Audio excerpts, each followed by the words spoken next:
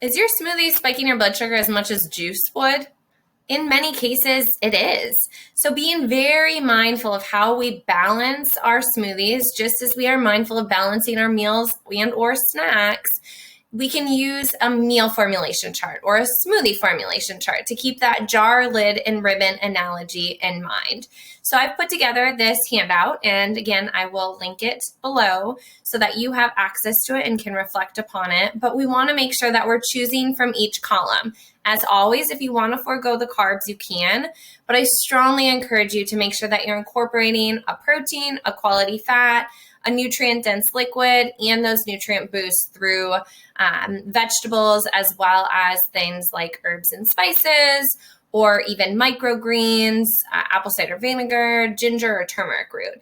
So to give you an example, my go-to smoothie that if I'm just wanting something to grab and go and I don't want a ton of ingredients in it, I will use spinach or baby kale or the power greens as my base. And I always put that in the blender first. I feel that that helps it blend up most thoroughly. And then I will add some frozen riced cauliflower because I don't taste it, and it does add additional nutrient boost there and additional color. I will also add a spoonful of organic peanut butter. So the only ingredients you want to see on that is organic peanuts and maybe salt. Sometimes it doesn't even have salt. And then I will add half of a banana. So I have my veggies through my greens, whether it be spinach, kale, or power greens. And then I have the riced cauliflower, so veggies there. I have a carb through the banana. I have quality fat through my organic peanut butter. And I will also throw in a tablespoon of ground flaxseed for the added health benefits of that and the quality fat and fiber.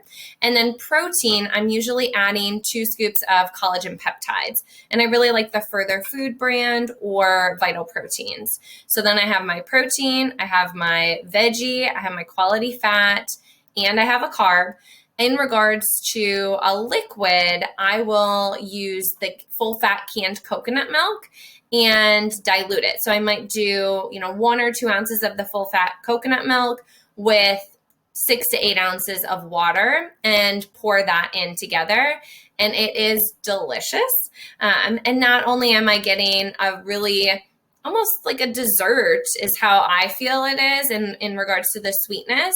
It's also very nourishing, and it's all whole real foods without any added sugar. Of course, there is sugar from the banana itself, but nothing such as a spoonful of sugar that some smoothie places will add in without even mentioning it on their menu. So use this smoothie formulation chart as you're putting together smoothies and try out different combinations and see what you like the most and what leaves you feeling your best. I do also encourage that if you're going to be having a smoothie every day, which is typically what I do, I make smoothie jars in advance. So I will put all of my ingredients besides the liquid into the jars. So I'll make like 7 or 8 at a time.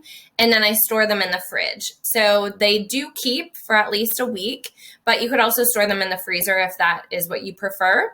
But I don't like them to be super cold. So storing them in the fridge works really well. So give it a try, explore some new combinations, and I hope that you enjoy. Cheers!